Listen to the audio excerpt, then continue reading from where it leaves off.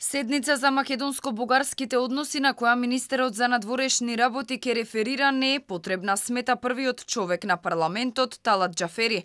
Ова прашање се наметна откако официјална Софија закажа ваква седница во бугарското собрание, па ја откажа бидејќи техничкиот министер Николај Милков не се појавил.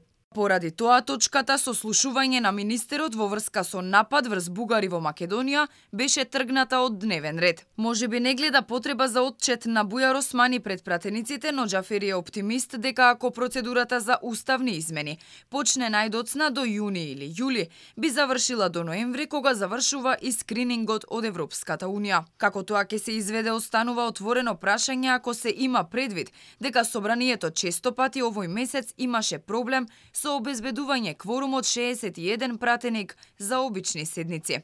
Џафери не гледа решение во предвремени избори, туку тоа дополнително ќе ја искомплицирало работата.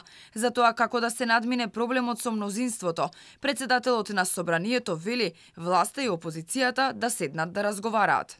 За да се спроведат уставните измени до ноември, процедурата би требало да почне најдоцна јуни-јули. Се зависи од тоа дали ќе се обезбеди двотретинско мнозинство. Не мислам дека избори ќе го решат проблемот со немањето доволно гласови за уставни измени, туку дека тоа ќе искомплицира целата работа. Јас можам да распишам избори само во моментот кога ќе се согласат политичките партии да се распушти собранието или кога ќе заврши мандатот во последните 90 дена. Во други услови партиите треба да излезе со соодветен предлог.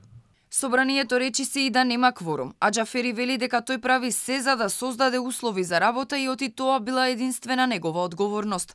Сепак оние пратеници кои не доаѓаат на седници нема никаква законска обврска да ги казни, бидејќи уживаат имунитет и се избрани од народот. Денеска се чекаше речиси 2 часа да се приклучат уште двајца пратеници, за да може да се обезбеди кворум и да започне седницата, која 15 минути откако беше изгласан дневниот ред беше прекината.